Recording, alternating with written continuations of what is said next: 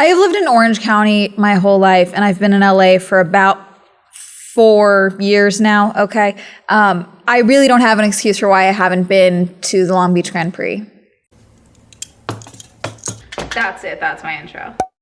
Hi, I'm Amanda, you're watching Swell Entertainment, and I'm saying that I haven't been to the Long Beach Grand Prix, but I really don't know, you know? I'm from Orange County. My dad has been, so he probably brought me when I was a kid at one point, but not in my, like, collective consciousness. Certainly not in the period of me having motorsport brain rot, okay? And I know what you're thinking. Amanda, you're doing this here? You have another channel now, a motorsport and car hobby channel, Girly Pop Go. Go subscribe. Why are you doing a review for the Long Beach Grand Prix on Swell Entertainment? Well, because that's what Swell Entertainment does, and I want to talk about the whole of the attendee experience for the Long Beach Grand Prix, hence why this video is going on this channel. But really quick, let me tell you about the sponsor for today's video, Squarespace. Are you trying to build a business and you're just not quite sure where to start?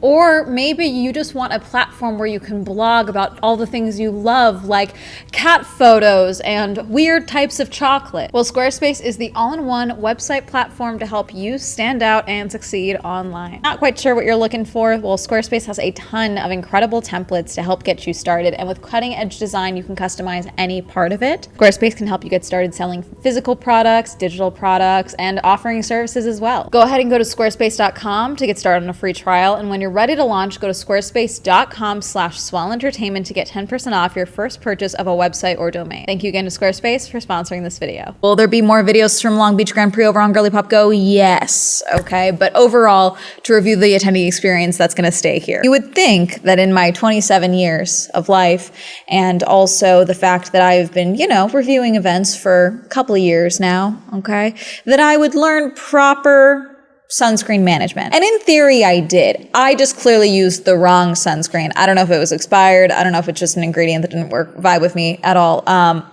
But we're fully covered up today because it's real bad. But let's talk about the Long Beach Grand Prix. This Grand Prix is crazy because it's got quite a lot of different series in one event, which makes it really the best bang for your buck if you are a motorsports fan or even just a I want to go to an event outside fan, okay? There's quite a lot of things happening here. I mainly came for IndyCar, and I will fully admit to that, but also there's IMSA, which I was actually supposed to go to the 24 Hours of Daytona back in January, but obviously with the fires and everything, I canceled all of my travel plans. We also have stadium super trucks. Insane. I hadn't really consumed copious amounts of stadium super trucks, so I was not prepared for what this was gonna do to me emotionally. We'll talk in a minute though. Let me pull up the handy dandy fan guide because I'm gonna make sure I get all these names correct. Historic Formula Exhibition, SRO GT America, Formula D Super Drift Challenge, multiple series in one event, okay? So if you want a sample of a bunch of different things, this is a good way to do it. Now, typically with races, especially post the Miami Grand Prix last year, which I am going back to this year, I like having a seat. General admission tickets are always an option, typically. I am learning that in my age of my late 20s, I like having a seat. I like having a spot that I know for a fact I'll be able to sit down, have a place to view things, a higher vantage point, what have you. So I got a seat at Grandstand 29, which was a reserved seat. It was $205 for the whole weekend, okay? And that reserved seat is only for Saturday and Sunday. Friday, it's pretty much a free-for-all. You can sit really wherever you want. And then obviously general admission areas, you can go wherever you want pretty much the entire time as well. That's one of the great things I think about this Grand Prix in general is the amount of access that you get is pretty cool and unparalleled, okay? And then the other thing that I paid for was the IndyCar Paddock ticket. The IndyCar Paddock is actually open to all attendees at one point throughout the event, and that is during the autograph signing for IndyCar. But I wanted the chance to go and one, get content for Girly Pop Go, but also just, I like being around these cars. I like seeing these different teams work and the different garage setups and all of that. I've seen that with F1, different invitational events like Velocity Invitational and things like that. So I was excited to see that here. So decided to go ahead and do it. And that was $80 for 3 days. It's that or $30 a day. And I will say right off the bat, if you are going to do a single day, do Friday or Saturday. I do not recommend doing Sunday. Yes, it's race day and you can do Sunday, but it is way more hectic. And also a lot of teams are already packing up and stuff. It's actually a little crazy how they do that.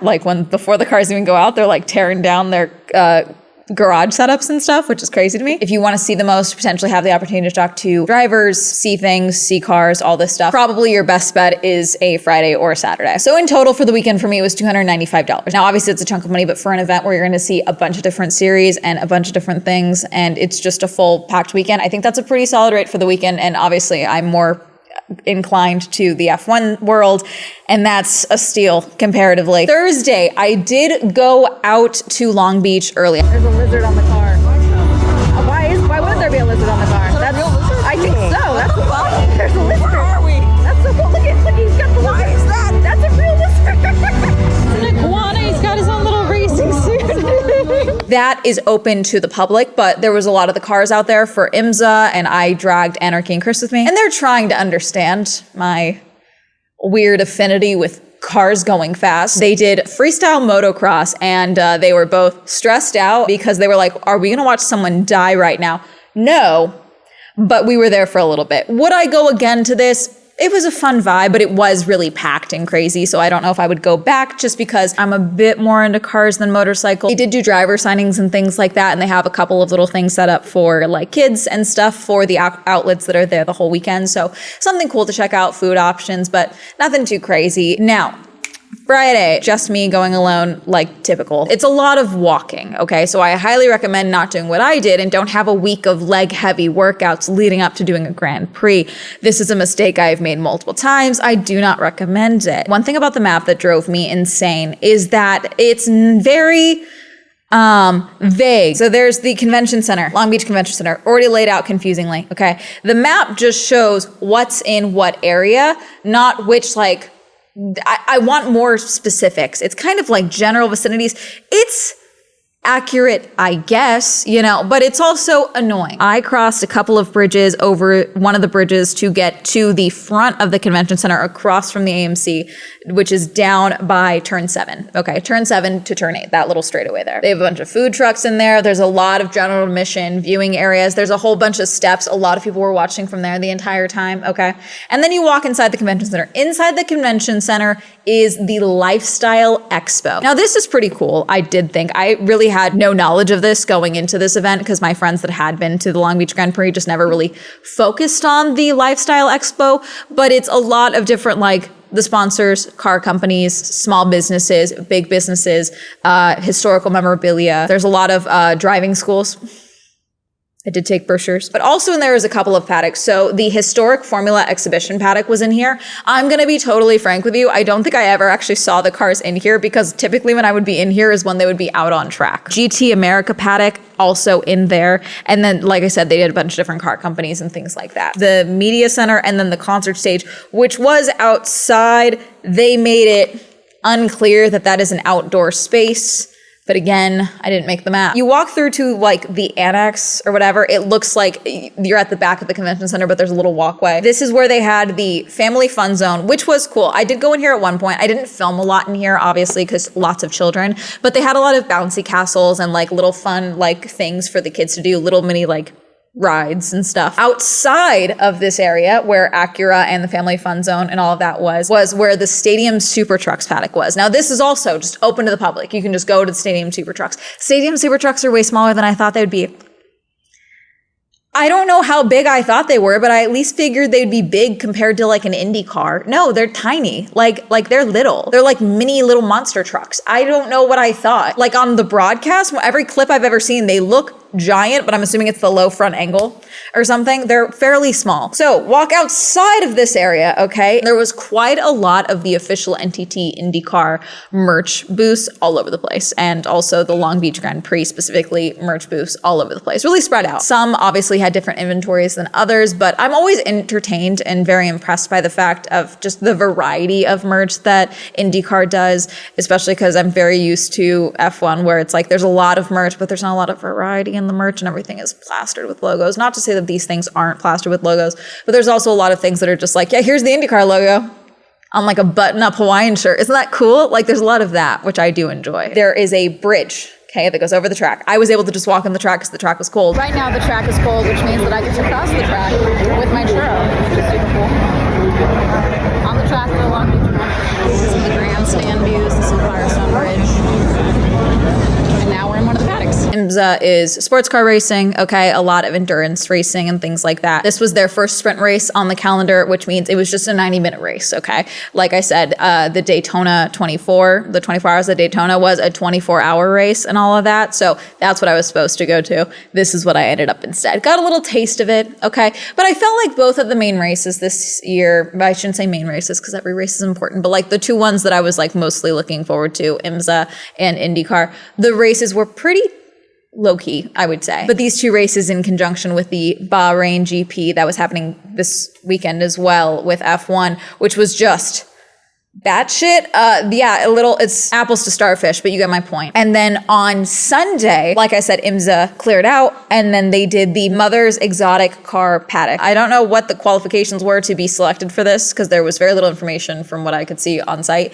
But basically, lots of cars. A lot of them are awesome. Way too many white Lambos. But I have personal beef with white Lambos, so that's just me. Not everyone has that issue. I'm just saying, if you're gonna have a Lamborghini, it's one of those cars that you can have literally any color, and you go with white. White. So this is where the IMSA paddock was yesterday, and now it's the Mother's Exotic paddock. So I don't know what I was expecting, but there's just so many fucking cars out here right now. Like, oh, this is sick as hell. They're about to go out in a minute, so a bunch of cars are lined. Just look at this thing. I'm so excited. But lots of cool cars in here. I enjoyed this a lot. Again, more Girly Pop Go content coming. Let's talk about the IndyCar series. My main issue, I think, overall with this thing across the board with the paddock is there's definitely an information gap, I would say, or a communication gap specifically. I should not have issues when asking around, whether for security or event staff, whatever, like asking questions about, hey, where do I go for this? What am I supposed to do with this? Things like that.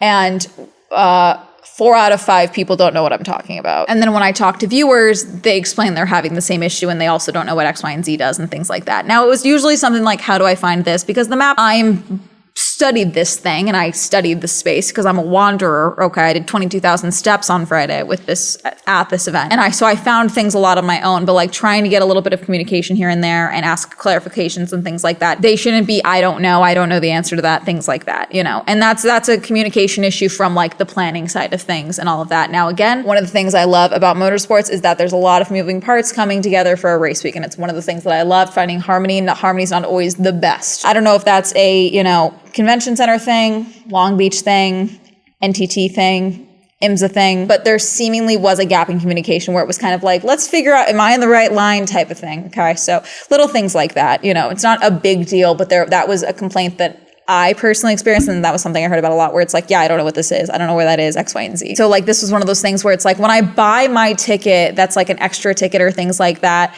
I should get information about what that means. For example, I had my weekend ticket and then I had my IndyCar paddock ticket, okay?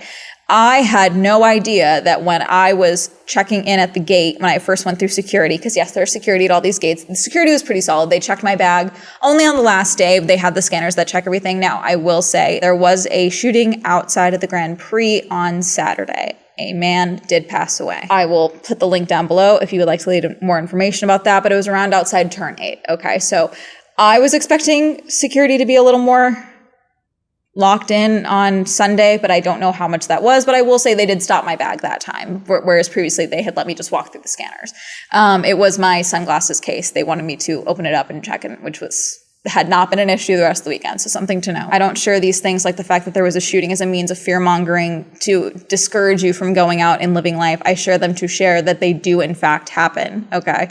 I still went alone the next day. I still felt fine traveling alone and going to an event alone. Does that mean that I was any less safe that day than the day before? No, it's just a thing that did in fact happen, and it's something to be aware of. But I wanted to acknowledge that in case you saw it and you're like, why did Swell not bring this up? I'm bringing it up now, and I will link an article down below. A necessary tangent, but my point is that when I went through security and I was scanning my ticket to go in, I showed them the paddock ticket because I wasn't sure if I was supposed to get another thing or anything like that then. And they were like, oh, you just have the one, go on in. Okay. Now, I assessed, okay, I must show this somewhere else. Where did I need to show that? A little bit more information would have been good, you know, like when I buy my ticket, again, a follow-up email.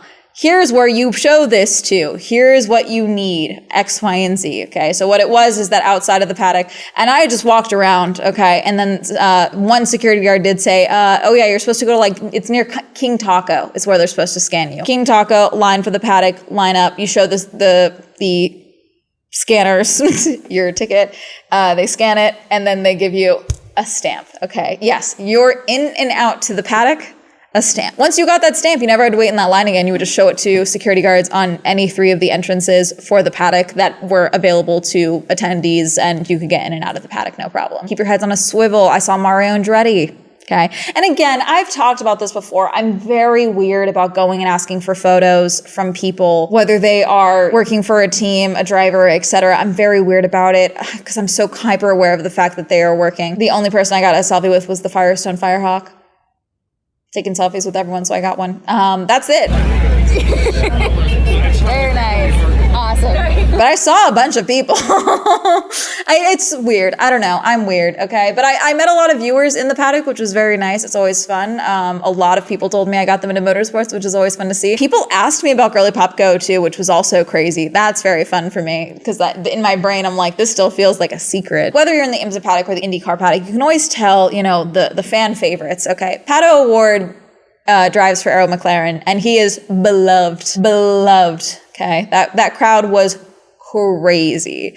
All right, and like every time someone was like, "Wow, he's popular," someone else would be like, "Yeah, he is!" Like so excited. Friday at 5 p.m. was the IndyCar autograph sessions, and those were crazy. People are already lined up for the autograph sessions. If you want to have the best chance of not waiting 9,000 years in line to get an autograph from specifically Pato O'Ward or any other driver, I recommend having a paddock access. That was insane. The line to just go in as an attendee, because like I said, they opened it up. They didn't shut it off to the rest of us that had access though. So people were lined up before people even waited in line for several hours outside for the signing. So something to keep in mind if you want your best chance of getting your autographs, you know, of getting your signings and all of that, line up early. Again, I've talked about this. I'm not an autograph person. I don't know what it is. I wish I could explain it properly other than I feel weird doing it. Just not for me. One of the other things that I liked about me having paddock access was I liked seeing them transport the cars around and things like that, because it really is like a little pulley system, and they're moving the cars to the pit lane and all of that, and I just think that's cool. Like I said, everything for the races was pretty tame. We had a couple of cautions during IMSA qualifying. Christian Lundgaard, who also races with Pato for Arrow McLaren, did put it into the wall during IndyCar qualifying on Saturday. Still qualified pretty well, though, all things considered. Do not ask me to explain IMSA's qualifying. I don't fully understand it. My seat area in 29 was actually probably one of the best spots to be. One of the great things about this circuit for being on the start-finish line is that you may not have access to be on the start-finish line, but you can get pretty close. The screens, my screen was blocked by eucalyptus trees. New nemesis, ongoing. Not enough screens, in my opinion. There was one right in front of me, and then there was one near another bridge off to the right on Shoreline where I was, which was, again, one of the main straights. And I wish there was more. Again, beggars can't be choosers, but at street circuits, I just feel like sometimes the field of view is a little smaller, but some of the grandstand view is a little better. Or not even grandstand view, general admission view, I would say, is better for seeing more of the track than what's right in front of you. So something to think about. I would like more screens, but I also acknowledge that like you're limited by the space that you have. Pretty much a lot of the booths had screens. If you were inside the Lifestyle Expo, 100% have a screen in your booth during any of the sessions. Put it on TV. 100% do that. Acura outside of the like the fun zone, the family fun zone, that one, they had a giant screen. They were pretty much playing all the sessions and all of that. So just something fun, especially if you don't want people like fleeing your booth when the sessions start, because some people do and they just want the whole experience of being at the Grand Prix. They don't necessarily want to see cars on track. I want to see cars on track. So I'm gonna go see cars on track. I feel like we can get more food options in here. Not that there weren't bad ones, but I feel like we could have gotten more in that. We could have helped a little bit of the line situation. Lines could be pretty diabolical at times. I regularly just opted for a pretzel or a churro just because those are the lines that were moving the fastest. We had a lot of food options. You got Wahlburgers, California Pizza Kitchen, King Taco is a big sponsor involved in the event and things like that. So multiple booths for that. But I just feel like we can get more food options. There were others, but like a lot of food. I also had the worst soft serve chocolate ice cream I've ever had in my life. I don't know what that was.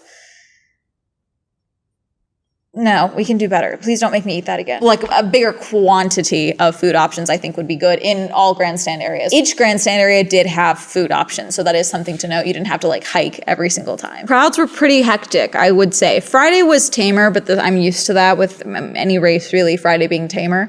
But it was still a lot of people. Saturday, a lot of people. Sunday, a lot of people. So just keep that in mind, general admission or seats or otherwise.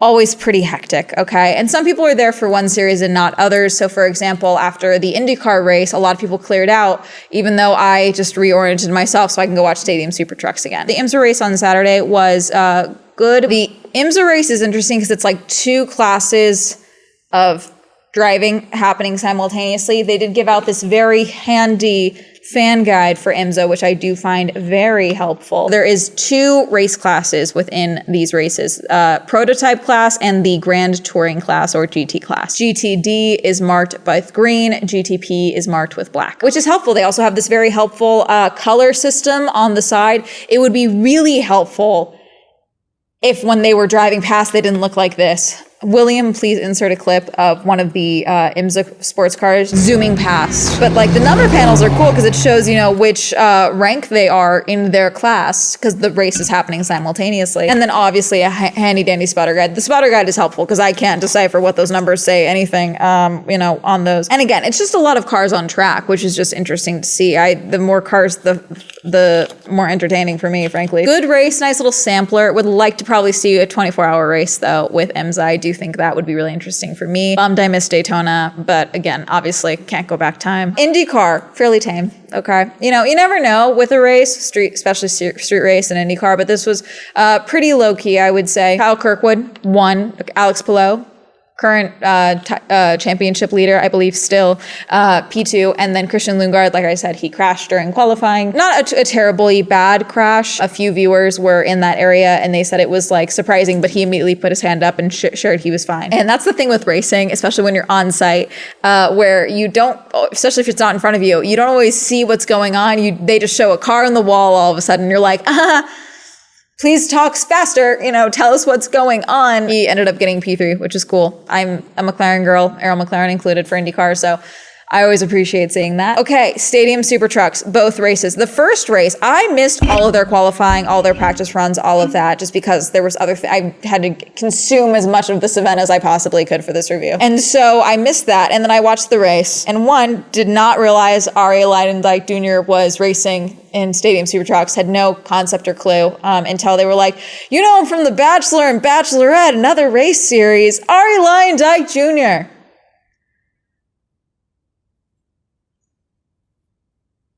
Life is weird. Anyway, then Stadium Super Trucks Go. It's like a 9-lap race, fairly small. But what I didn't know, and I can't remember if this happened the first day or not, but this did happen the second race on Sunday. Okay, they have planned cautions in their race, which I thought was interesting. The cautions planned out are to make the cars bunch up a little more, slow them down. Can't surpass a certain, you know, spot. Can't, you know, overtake or anything like that, to kind of make them bunch up a little bit more and make the racing a little bit more competitive, a little bit more dramatic. How do I explain Stadium Super Trucks in a way? I feel like this is one of the closer series to, I would also accept an argument from rally car racing, but I feel like this is one of those series that right in front of me, especially in its visuals, looks the most like Mario Kart, okay? Now, I have motorsport brain rot. I love different elements of motorsports, okay? From, you know, racecraft strategy, the engineering that goes into these cars, the harmonious nature of all these different pieces coming together for a team or for a race weekend before it even gets to the driver getting in the car, okay? But there's also a part of my brain that apparently yearns to drive the fuck out of Rainbow Road. And I feel like Stadium Super Trucks really unlocked that part of my brain. And I guess with the races being a little tamer and all of that, like I love these cars. I'll cheer, I'll yell, I'll watch like, I'll watch like that, okay? But Stadium Super Trucks straight up had me going, let's fucking go! The entire time. And I was not prepared for that to come out of me, frankly, in this weekend. So I don't know what that means. I don't know what I'm going to do with that, but the last time something gave me that feeling was F1, and that has rewritten my whole life. So that's, I don't know. Mad Max won. Max, who's like 17, okay? He won the first Stadium Super Truck race. And then race 2. I left before the race was done, okay, because I was like, I need to get out of here. I'm exhausted. Well, look at these things. Look at this jump over they went over this jump. Insane. Crazy. God. Awesome. Let's fucking go.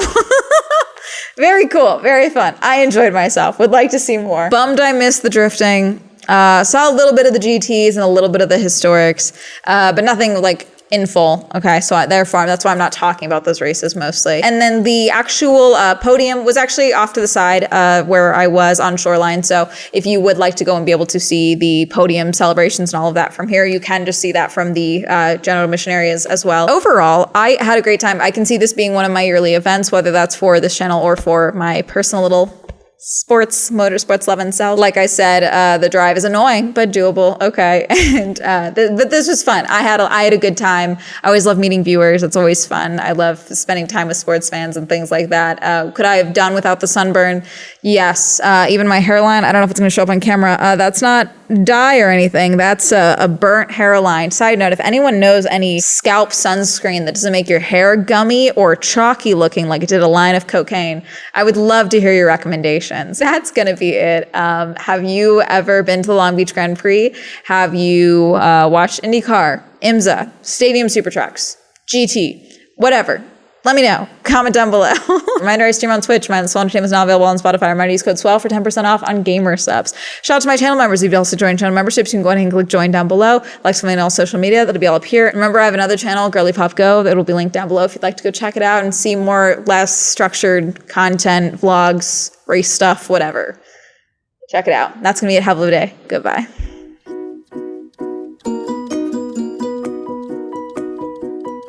I also did go up to one creator meetup. I tried to go to another one and then I couldn't find where it was. But I got a bunch of bracelets, lots of friendship bracelets in IndyCar. We got a Paddock one. I got a Bottas one because the girl was out of all of the IndyCar ones, and she's like, I just had a bunch of leftover F1 ones. Which one do you want? So I got Bottas. And then Aaron McLaren, Team Penske one that was supposed to have all their suit colors, but then they swapped everything because they do. And then Racelets, which is a company that does, I think they're a small business that does actually race-themed bracelets. So that's fun.